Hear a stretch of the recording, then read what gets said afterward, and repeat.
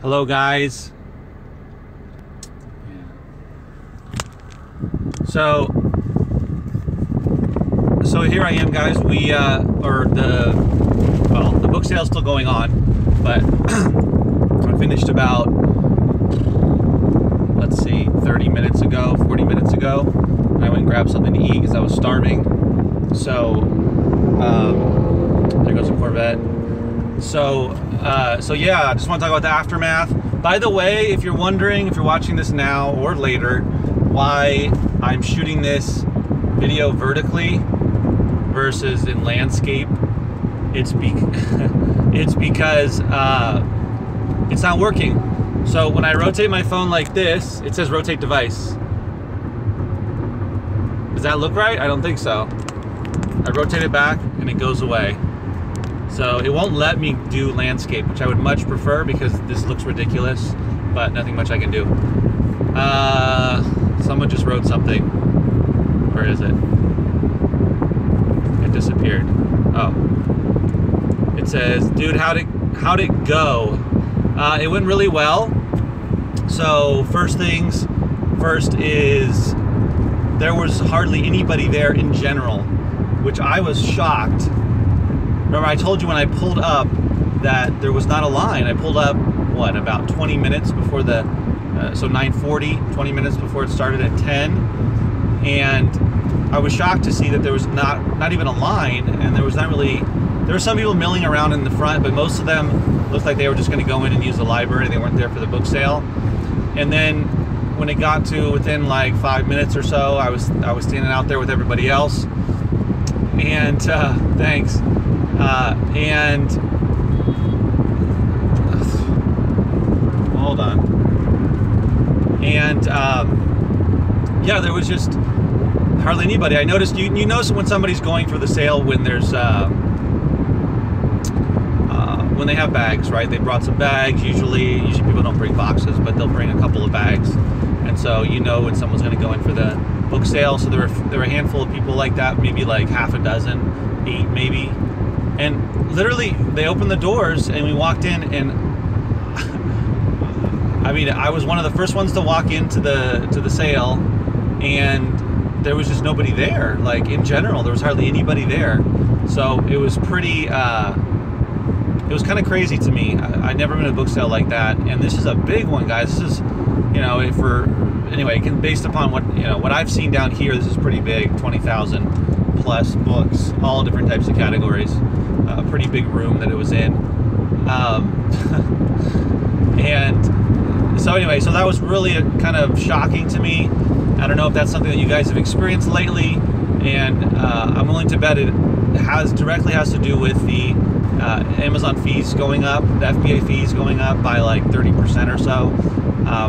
Books that used to be able to make a profit of $3 to $4 on easy, now there's like $1 profit. And you know, you gotta make a decision whether you're willing to send it in to make a buck profit. But you know, there's just a lot less books that are in that $3 to $4 profit range that are the faster sellers that are available now to us as resellers. So anyway, there just weren't that many people, which is good for me. It's good, but then also, you know, I can only scan so fast. So I spent a couple hours and I found about 25 books, but the good thing is they had CDs, and they didn't have that many CDs actually. It was probably, I don't know, under 500 CDs, probably less, and I found 24, 25 CDs, so overall I found about 50 items. But guys, I found something really, once again, CDs comes through.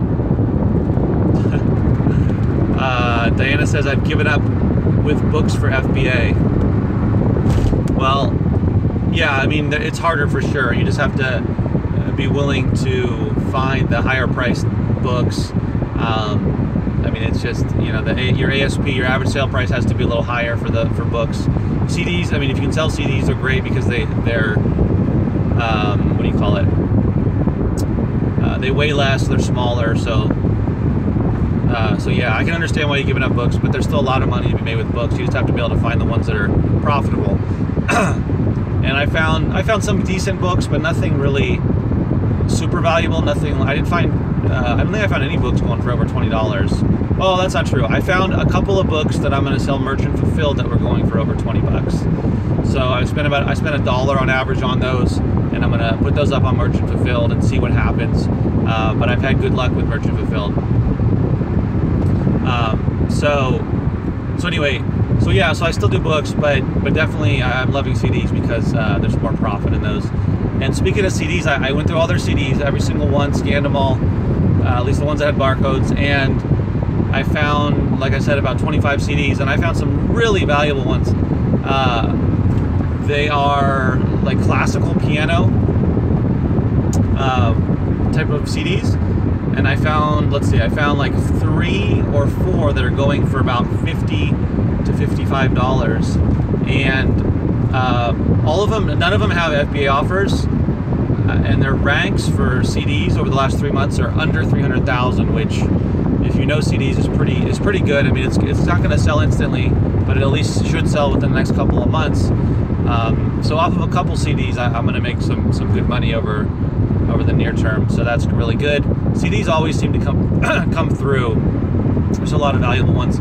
That's the thing about CDs. I mean, if you can't do CDs, you can't sell them. It sucks when I'm telling you it's not going to help you. But but if you can, I recommend doing it because there's just less competition. There's a lot of valuable CDs out there. So I know no one was looking at CDs, none of the resellers. So that's the other thing. How many other resellers aside from me? I counted. Let's see. There was 1, 2, 3, 4.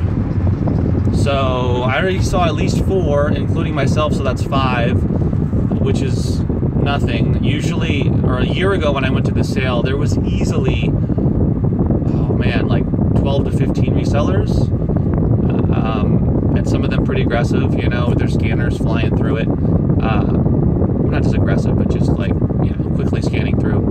And so it's really changed, guys. The FBA fees have kicked a lot of people out of it, and they're not willing to do it. So that's why I say, if you're going to give up books, I mean, that's up to you, totally up to you if you found something more profitable. But a lot of people are making that decision, and it's leaving, or it's presenting an opportunity at these types of events where there's not as much competition. So if you have your scanner and you know what you're looking for, and you can quickly scan using FBA Scan or whatever you're using, whatever scanning app, and you can get through those books pretty quickly, you're probably going to find a lot of valuable books because there's just not as much competition.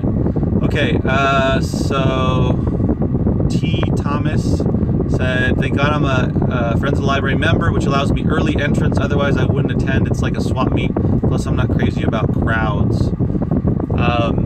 This one didn't have crowds, so I guess it depends on where you live or the book sales you go to, but this one, guys, I'm telling you, at its peak when I was there, which was probably closer to like noon, there was, I don't know, there was a lot more people, but it still wasn't too crazy, and not very many of them were resellers. And the funny thing is, a couple of the resellers, they weren't really buying anything. They were like looking through some of the textbook educational stuff, and they weren't carrying around books, so I don't know what they were doing. And these are guys I've seen in the last year and a half, so I don't know why they waste their time if they're not going to buy anything. I mean, if they're buying anything, it's not in large quantity, that's for sure. So there was another lady I'd never seen before, and she was scanning. She didn't seem to get that many books, but she was pretty methodical about it, which was good for her. But yeah, I do hate the crowds too. Definitely, it definitely drives me crazy. That's why one of the reasons I didn't like to go is not only there's a lot of people, there's a lot of pushy resellers. He says, in addition, I just purchased 140 CDs from a liquidator, only for my invoice to get denied. Yeah,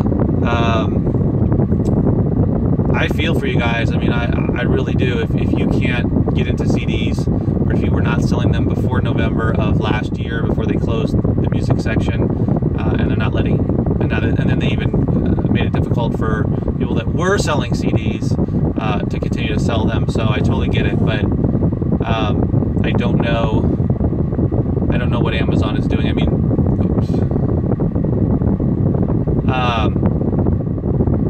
I don't know. I mean, it really sucks. I wish they hadn't done that, but I mean, for people like myself, it just means that when I go to an event like this, there's less competition. There's just nobody looking at the CDs. So I found a lot of, I found found as many CDs as I found books. So, and there were tens of thousands of books, and there were not even like 500 CDs. So, you know, that's the benefit of being able to diversify. So at any rate, I'm gated in. So Up North Sales says I'm gated in CDs. Have 2,000 CDs. Should I eBay them? Amazon is auto-approving in the grocery category and many more. Well, I haven't gotten into grocery, but I mean, if you want to try out grocery, go for it. But in terms of Up North Sales, in terms of having 2,000 CDs, so are these CDs that are selling for good money on Amazon, all 2,000 of them, or you just have 2,000 random CDs that you haven't scanned yet? If you scan them, if you have 2,000 valuable CDs that are FBA worthy, then yeah, I mean, individually you should probably try to sell them on eBay. If they're just a bunch of CDs that you bought in bulk and you haven't gone through them to scan them for Amazon, then, I mean, I would go through them and scan them for Amazon, so find the more valuable ones, look them up on eBay, and sell those individually. They're not going to go, in general, they're not going to go for as much on eBay, CDs, but not scanned, got from library sales. Okay, so if you haven't scanned them, yeah, I would look through them and scan them using whatever app you use to see where the ones that are going for like 10 bucks or more on Amazon. Because kind of what I found, a CD that is not gonna, I'm not gonna bother with on Amazon, I can sell for anywhere between like $3 to $6 on eBay individually. And these are sometimes sometimes even popular titles. So I won't say sell every single one of those 2,000 CDs individually, but the ones that are a little more valuable, I would definitely look them up, scan them all on Amazon, and then look them up on eBay and see, you know, what they're going for, how often they're selling, that type of thing, and then probably list those individually. And the rest of them, you probably want to put them into lots based upon musical genre. So if you have a bunch of different genres, so what I've done the last week and a half is I've put up a lot of CD lots, and like the last few days I sold a ton of them. Just today I shipped out like 5 different CD lots that I sold. One was classic rock, one was just rock, one was jazz, one was oldies or like stuff from the 40s. Anyway, so that's yeah, basically. Yeah, so I would do that. There are, I mean, I've sold some individual CDs, and I'm listing some now. They don't sell on Amazon, but they might sell for a couple bucks. That's the other thing. If you sell on eBay, or if you sell something for like $3, they charge 10%, so they take 30 cents out, and then PayPal charges another couple percentage points. I forgot what it is. So all told, it's like 13-14%. So if you're selling a CD for $3, you're still going to make like, you know, $2.60 off of it, or $2.50 or whatever, which is pretty good. I mean, you have to then have the envelope to ship it out, and the tape, and print out the labels, but you know, that's not that expensive. So anyway, so it's less money that the eBay takes out. Let's see, what else did anybody say? Oops.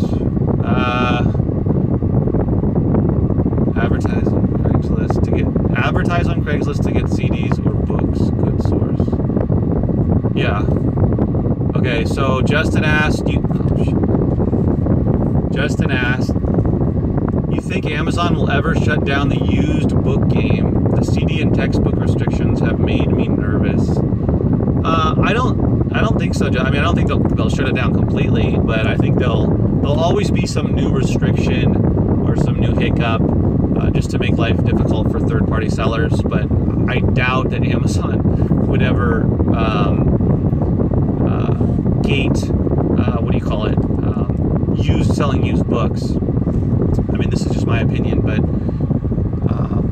it makes more sense with CDs because of labels and whatnot, and textbooks, it's about counterfeiting and that issue. But I doubt that used books in general there's going to be an issue, so I don't think that's a problem.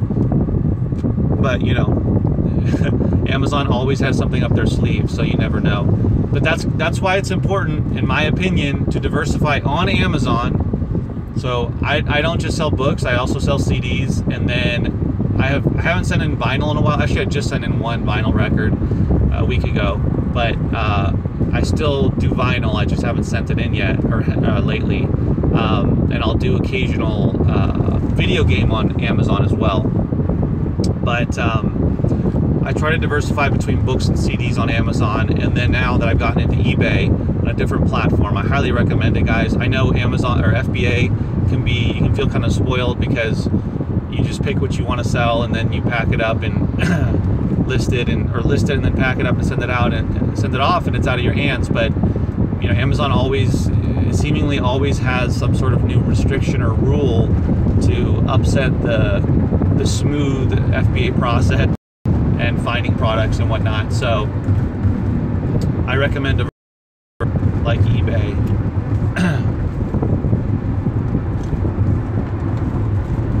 Let's see. They couldn't specify the reason for denial. They couldn't specify the reason for denial. Count your lucky stars for being grandfathered in. He said grandfatherization. Yeah.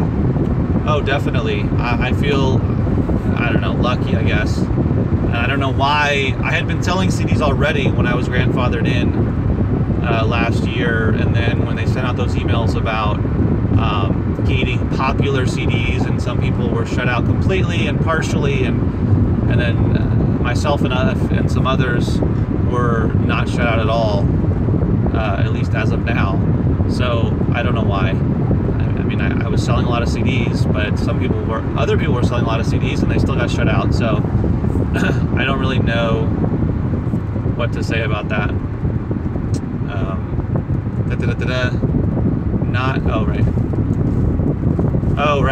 Okay. Sorry guys, I'm trying to look at okay. So T. Thomas says, looked into Declutter. They're a joke. Yeah, they're a joke if you want to make some decent money off of CDs. I was using Declutter to just clear out extra CDs that I had after when I was doing while doing bulk, which I'm still doing. But I decided against it because, guys, I had accumulated many thousands of CDs.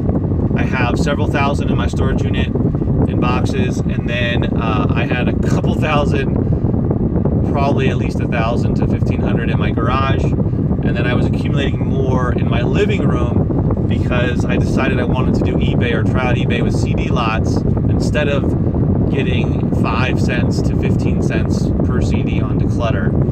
So I've been slowly, well, as fast as I can, getting through those CDs, and I'm finally selling a lot of them off. So I highly recommend that over Declutter. eBay is definitely more work, and CDs, selling CD lots is more work because, at least I check the discs visually. I don't test them, but I visually check them, and most of them are fine, but occasionally I'll find one that has a scratch or a crack or just really looks messed up, and I'll just put that one to the side because I don't have a refinishing machine, Eco Pro or whatever they're called, so not yet anyway. But by and large, that's what I do. Look through, and then a lot of the cases are cracked, so I'll replace some of them that are in really bad shape, and I'll leave others that might just have one crack.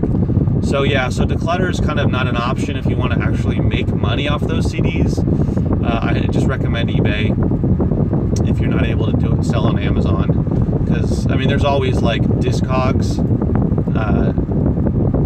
but I don't think, from what I've heard, Discogs, is it .com or .org? I don't know, but from what I heard, Discog is really slow.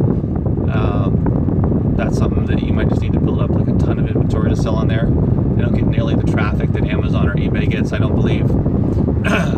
That's another option, but I've never tried it.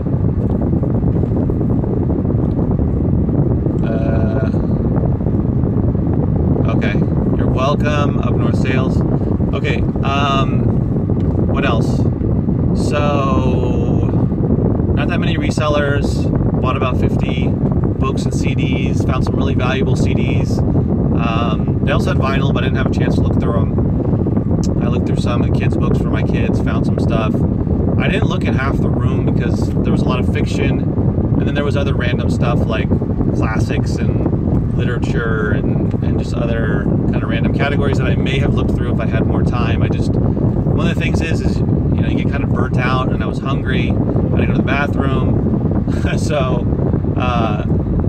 those book sales could be kind of rough if you're trying to look at every book or go through every category, which is why it's important to be able to scan fast. There wasn't anybody who was pushy. That was good. Let's see.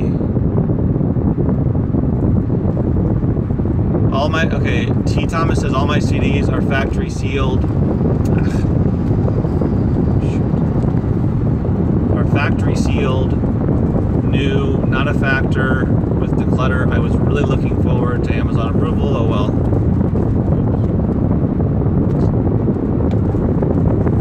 Yeah, that's lame. Sorry about that. Hopefully Amazon will change their mind and let you start selling on the platform, but I recommend eBay. Get good with eBay. I'm making some good money with eBay, guys. This last month, just by myself, you know, been selling a good amount. That's the other thing. I wanted to make a video about that, the difference between like FBA, merchant fulfilled, and eBay. And one of the things that I noticed on eBay is my sell-through rate is ridiculously high. And one of the reasons is I try to only sell stuff that I believe is actually going to sell quickly or within at least a month or two. But I tend to stick to auctions because I like to sell stuff off fast. Unless it's something that's more valuable and I can just set the price and feel confident that I'll get that higher price, then I'll just set it there, buy it now. My sell-through rate for all okay, depends on what it is. My CD lot sell-through rate so far is way over 50%. Like, it was probably like 70%. I did kids DVD lots, and I'm not kidding you, I sold every one except one, and I put up at least 12 to 15. So, I mean, that was like over 90% sell-through rate. So that's the other thing, you know, my monthly sell-through rate on Amazon is around 20%, which is pretty good based upon where I was a couple of years ago when I was around like 5%. So that's still good, but you know, you got to pay fees to Amazon, monthly fees, and then short and long-term fees, so storage fees. So you got to consider all of that. You know, that's one thing that's great about eBay. While yes, you have to store it yourself and you have to take pictures and at least include some basic information, I found that my sell-through rate is ridiculously high for media. I have yet to start selling books on Amazon or on eBay, and I'm mostly going to sell them in lots based upon category, genre, that type of thing. Let's see. So yeah, sorry guys, I'm trying to figure out where I'm going. I'll just head up here.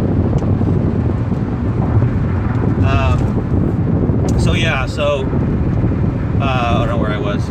Yeah, so the sell-through rate is ridiculously, you know, it's so different. And the other thing is that eBay takes less of a percentage. And I know everybody will say, oh, but you can make more money. FBA, selling things FBA on Amazon, you can make much more money or sell it for higher prices. And of course you can in general, but you know, there's a lot of things I can't sell on Amazon, a lot of CDs I can't sell, a lot of books I'm not going to be able to sell. I can't sell DVDs, so I'm in that category in terms of not being able to sell CDs on Amazon. I mean, if I could sell CDs on Amazon, I'd be killing it with CDs, but I can't do that. I can't imagine that. That would be a lot of fun. People that have been selling on Amazon since, you know, 8-10 years ago and are grandfathered in with DVDs are able to sell a lot of DVDs on there as well. But so yeah, and also guys, the other thing is merchant fulfilled. I'm doing a lot more of that. And when I say a lot, I mean from basically nothing to about 80 to 90 items currently listed on there. Every time I go through a Gaylord that has CDs, roughly 700, 900 CDs, about 100 to 120 or more go to FBA. The rest of them, I usually find a good amount, not a ton, but I might find anywhere between like know, 20 or so that I can put merchant fulfilled. These are all CDs that are going for over $20. The ranks are usually over 300,000. Many of them are over $500,000, and some are closer to $1 million. Not that many. Most of them are in the like 300 to maybe like 700,000 range.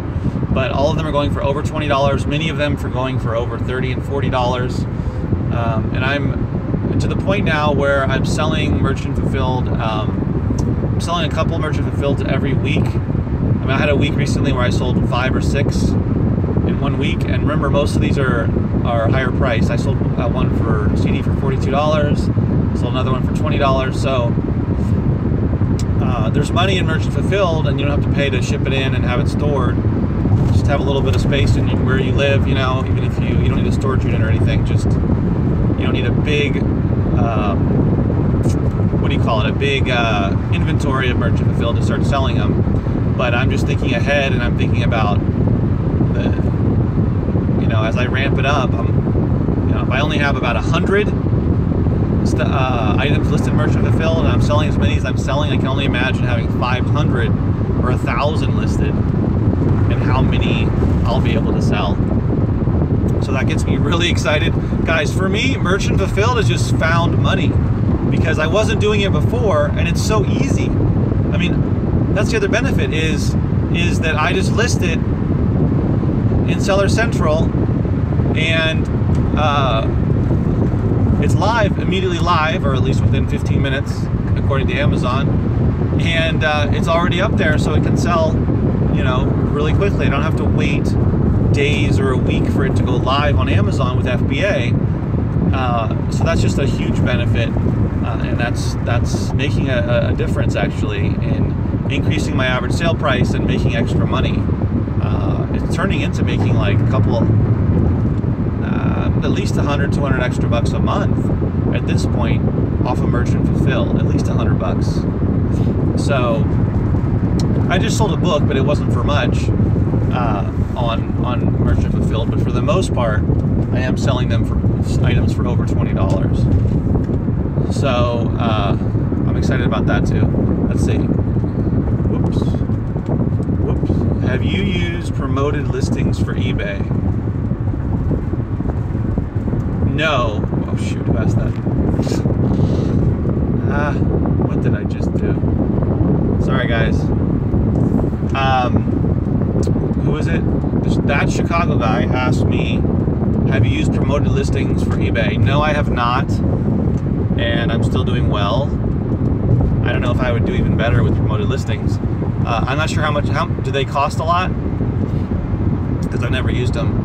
My assumption is they would help sell certain items. Maybe there's some, like I have a Bible up for sale that I had up for $30. It's an old Bible from like the 60s, I believe. It has a tear at the top. But it's a pretty cool Bible. It's got a really nice design on the front, like an etched out design or something. And that's just been sitting there for probably a couple months, like 2 months now. I lowered the price to 21 bucks to see if anybody would get any nibbles on it. We'll see. But that's the other thing, guys. I started a store, my own eBay store.